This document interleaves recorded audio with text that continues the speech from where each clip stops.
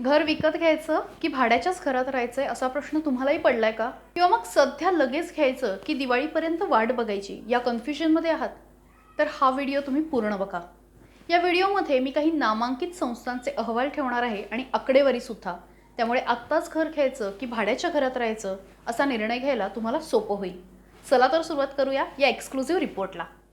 नमस्कार, मी नेहा. सध्या शहरांमध्ये ज्या पद्धतीने घरांच्या किमती या गगनाला भिडत आहेत ते बघून अनेकांना असं वाटतं की घर घेण्याचं आपलं स्वप्न पूर्ण होऊ शकेल की नाही. कदाचित अनेकांनी कोरोनामुळे कमी झालेल्या इन्कममुळे हे स्वप्न अडगळीत सुद्धा टाकलं असेल. पण अभ्यासकांच्या मते सध्याचा काळ हा स्वतःचं घर घेण्यासाठी सगळ्यात अनुकूल आहे. ते हे सगळं का म्हणतात, या सगळ्या प्रश्नांची उत्तरं आपण या व्हिडिओच्या माध्यमातून बघणार आहोत. पण सध्याच्या काळामध्ये तुम्ही जर गेल्या 1.5-2 वर्षांपासून घर घेण्यासाठी प्रयत्न करत असाल तर ही सुवर्ण संधी मानायला हरकत नाही. बांधकाम क्षेत्रात मंदी. आर्थिक मंदीमुळे घरांच्या घसरलेल्या किमती आणि गेल्या 20 वर्षातील सर्वात कमी व्याजाने उपलब्ध होणारे गृहकर्ज ही त्यामागची सगळ्यात महत्त्वाची कारणं आहेत. खरं तर भारतात कोरोना दाखल होण्यापूर्वीच बांधकाम क्षेत्रात मंदीचं आगमन झालं होतं. नोटबंदी, GST आणि रेरा कायद्यामुळे बांधकाम व्यवसायाचा पाया डळमळीत झाला होता. कोरोना संकटामुळे हा डोलारा आता कोसळू लागला आहे. घरांच्या खरेदी विक्रीचे व्यवहार थंडावलेत. मजुरांच्या घरवापसीमुळे प्रकल्पांची कामं बंद पडलीत आणि त्यामुळे व्यवसायाचं अर्थचक्रच गाळात रुतलंय. गेले 3 महिने सरकारकडे याचना केल्यानंतरही मुद्रांक शुल्क माफी, GST सवलत, कर्जाचे वन टाईम रिस्ट्रक्चरिंग सारख्या विकसकांच्या मागण्या पूर्ण होताना दिसत नाहीयेत. कर्ज बुडणार तर नाही ना या भीतीपोटी बँका सुद्धा आता कर्ज देताना 10-10 वेळा विचार करू लागल्यात. बांधकाम व्यावसायिकाची चोहोबाजूंनी कोंडी झाली आहे. 2019 साली एप्रिल ते मे महिन्यात 4,45,833 मालमत्तांचे व्यवहार झाले होते. 2020 साली त्यामध्ये तब्बल 60% घट झाली आहे. गेल्या 4 महिन्यांमध्ये 1,75,000 मालमत्तांची खरेदी विक्री व्यवहार झाले आहेत.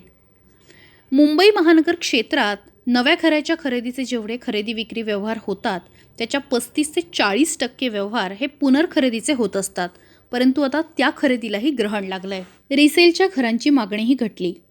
3 वर्षांपूर्वी सरोज वैद्य यांनी घोडबंदर रोड येथील एका बड्या बांधकाम व्यावसायिकाच्या गृहप्रकल्पात सर्वसमावेशक खर्चांसह 83 लाख रुपयांना 1 BHK फ्लॅट खरेदी केला होता.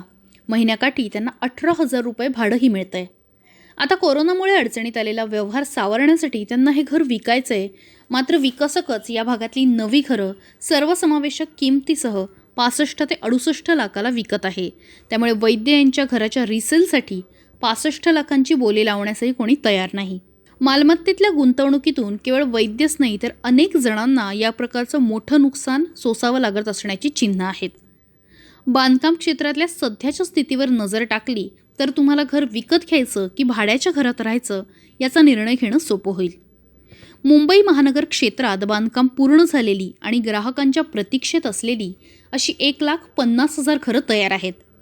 2020 सालच्या अखेरीपर्यंत 1,70,000 घरं तयार होणार आहेत तर 2021 पर्यंत 1,03,000 घरं तयार होणार आहेत. याचा अर्थ मागणी कमी आणि पुरवठा जास्त झालाय. विकसक फ्लॅटच्या किमती कमी करत आहेत.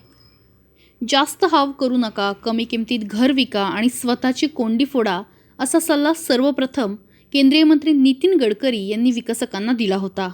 त्यानंतर HDFC बँकेचे चेअरमन दीपक पारेख, केंद्रीय मंत्री पियुष गोयल आणि राज्याचे गृहनिर्माण मंत्री जितेंद्र आव्हाड यांनी सुद्धा तशाच कानपिचक्या विकसकांना दिल्या होत्या.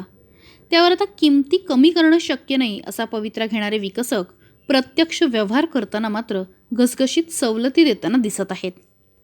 नाईट फ्रॅक या प्रख्यात संस्थेच्या नुकत्याच केलेल्या सर्वेक्षणानुसार मुंबई महानगर क्षेत्रातले विकसक घरांच्या किमती 12 ते 18% कमी करत असल्याचं निदर्शनास आलंय.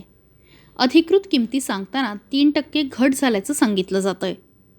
प्रत्यक्ष वाटाघाटी करताना मात्र स्टॅम्प ड्युटी माफ करतो, GST भरू नका, कार पार्किंग फ्रीमध्ये घ्या, घराचं बांधकाम पूर्ण होईपर्यंत त्याचं मासिक भाडं तुम्हाला मिळेल अशा अनेक ऑफर्स दिल्या जातात. त्यामुळे प्रत्यक्ष 18 ते 20% किमती कमी होत असल्याचं नाईट फ्रँकच्या नॅशनल डायरेक्टर रजनी सिन्हा यांनी अधिकृतरित्या सांगितलं आहे. येत्या काही दिवसात आर्थिक कोंडी वाढली तर घरांच्या किमती आणखी कमी करण्याशिवाय छोट्या विकसकांसमोर पर्याय नसेल अशी ही स्थिती आहे. त्यामुळे 7-8 वर्षांपूर्वीच्या दरात आता घरं उपलब्ध होऊ शकतील अशी शक्यताही नाकारता येणार नाही. गृहकर्जाचा व्याजदरही कमी झालाय. घर खरेदीला चालना देण्यासाठी बँकांना व्याजदरात आता लक्षणीय कपात करावी लागली आहे. 20 वर्षात सर्वात कमी सरासरी म्हणजे 6.85 ते 7.15% व्याजदराने सध्या होम लोन मिळतंय. त्यामुळे घरांसाठी घेतल्या जाणाऱ्या कर्जाचे मासिक हप्ते हे अभूतपूर्वरित्या कमी झाले आहेत. ही बाबही घर खरेदीसाठी इच्छुक असणाऱ्या कुटुंबांच्या पथ्यावर पडणारी आहे. त्याशिवाय सध्या विक्रीसाठी उपलब्ध असलेली प्रमुख शहरातील 66% घरं ही 80 लाख रुपयांपेक्षा कमी किमतीची आहेत. किमतीमधील घट आणि व्याजदरातील कपात त्यामुळे ती अनेकांच्या आवाक्यात येऊ शकतात. भाड्याच्या घरात राहावे की स्वतःच्या मालकीच्या? ॲनारॉक प्रॉपर्टीज या बांधकाम क्षेत्रातील प्रख्यात सल्लागार संस्थेच्या मते घर खरेदी करण्याची क्षमता असलेल्या कुटुंबांसाठी सध्याचा काळ खूप फायद्याचा आहे. भाड्याच्या घरात राहण्यापेक्षा मालकी हक्काचं घर खरेदी करण्यातच त्यांचं हित आहे. त्यांनी हा दावा सध्याच्या मार्केट कंडिशननुसारच पटवून देण्याचा प्रयत्नही केला आहे. जर तुम्ही मुंबई शहरात चांगल्या इमारतीत भाडेतत्वावर घर घेतले तर त्याचे सरासरी मासिक भाडे हे 35 ते 45,000 रुपयांपर्यंत जाते. 5 वर्षांचे भाडे आणि त्यावरील वार्षिक 3% वाढ गृहीत धरली तर भाड्यापोटी 5 वर्षात साधारण 29 लाख रुपये मोजले जातात. थोडक्यात सांगायचं झालं तर निवासी मालमत्तेचा वार्षिक विकास दर हा साधारण 2.5 ते 3% असतो. मुंबईपासून काही अंतरावर घर घेतलं तर 10% जेवढं भाडं द्यावं लागेल तेवढ्या किमतीत नवीन घर येईल असं ॲनारॉकचं म्हणणं आहे. भाडेतत्वावर ज्या शहरात राहतो त्यापेक्षा थोड्या अंतरावर मालकी हक्काचं घर घेणं जास्त फायद्याचं असल्याचं सांगितलं जातं. त्या घरासाठी कमी व्याजदराचं कर्ज मिळेल, मासिक हप्तासुद्धा परवडणारच असेल. त्यामुळे थोडी जोखीम पत्करली तर मालकी हक्काच्या घराचे स्वप्न साकार करण्यासाठी ही वेळ योग्य असल्याचं ॲनारॉकच्या अहवालात नमूद करण्यात आलं आहे. वर्क फ्रॉम होमच्या या कालखंडात भाड्याची छोटी घरं अनेकांसाठी त्रासदायक ठरली आहेत. त्यामुळे शहराच्या मध्यवर्ती भागात भाड्याच्या छोट्या घरात राहण्यापेक्षा थोड्या दूर अंतरावर मोठ्या आणि मालकीच्या घरांमध्ये राहण्यास लोक पसंती देतील अशी शक्यताही व्यक्त केली जाते. स्वतःचं घर खरेदी करावं की भाडेतत्वावरील घरातच राहावं असं संभ्रमाचं वातावरण अनेक कुटुंबांमध्ये असतं. गेल्या काही वर्षांमध्ये शहरामध्ये स्थलांतरित झालेल्या कुटुंबांचा प्रामुख्याने यामध्ये समावेश आहे.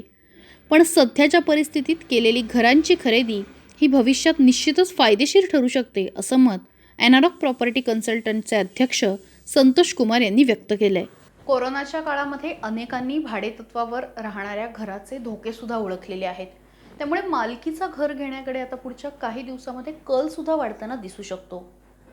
हाच जर सगळा विचार केला तर सध्याचा काळ हा घर घेण्यासाठी सर्वात अनुकूल आहे. त्यामुळे जर आर्थिक तयारी असेल आणि अर्थात नोकरीची शाश्वती असेल तर घर घेण्याचा विचार या काळात नक्की करा असंच या अभ्यासावरून दिसून येत आहे. याबद्दल तुम्हाला काय वाटतं? तुमचे काय प्रश्न आहेत? प्रॉपर्टी विषयक सुद्धा तुमच्या काही शंका आहेत का? तर त्या आम्हाला कमेंट बॉक्समध्ये नक्की विचारा. तज्ज्ञांशी बोलून आम्ही त्याची उत्तरं देण्याचा प्रयत्न करू. पण तोपर्यंत लोकमतला लाईक करायला, शेअर करायला आणि सबस्क्राईब करायला मात्र विसरू नका.